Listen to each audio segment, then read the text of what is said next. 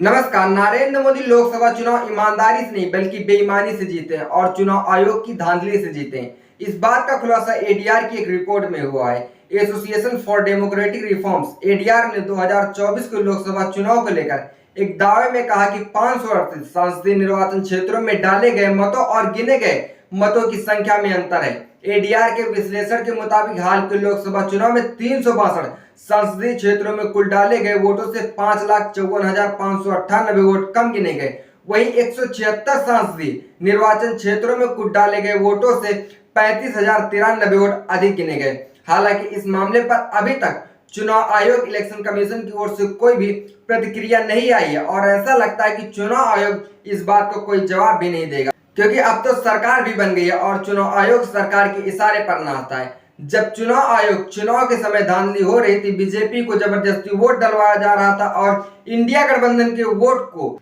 जबरदस्ती रोका जा रहा था, तब चुनाव आयोग नींद की गोली खाकर कुंभकर्ण की तरह सोया हुआ था। तब चुनाव आयोग इस बात का क्या ही जवाब देगा। एडीआर ने अपनी रिपोर्ट में यह भी दावा किया है कि अंतिम मतदान प्रतिशत के आंकड़े जारी करने में अत्यधिक देरी, निर्वाचन क्षेत्रवार तथा मतदान केंद्रवार आंकड़े उपलब्ध न होने और के अंतिम नतीजे के मिलान आंकड़ों के आधार पर घोषित किए गए थे।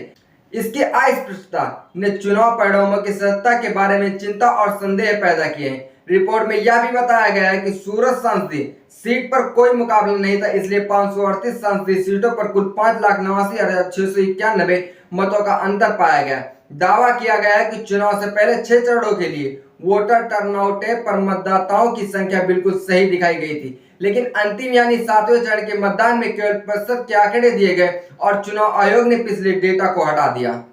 ये बात तो सब है कि भारतीय जनता पार्टी इस चुनाव को धांधली के जरिए जीती है। जिस हिसाब से एडीआर की रिपोर्ट आई है, उस हिसाब से अगर भारतीय जनता पार्टी के वोट प्रतिशत को बढ़ाया गया और इंडिया गठबंधन के वोट प्रतिशत को कहीं पे घटाया गया है, तो उस हिसाब से भारतीय जनता पार्टी की मात्र 240 नहीं बल्कि 161 सीटें भारतीय जनता पार्टी को आती हैं। आपके हिसाब से भारतीय जनता पार्टी ने इस चुनाव में कितनी बड़ी धांधली की होगी? इस बात का जवाब कमेंट बॉक्स में कमेंट करके जरूर दें।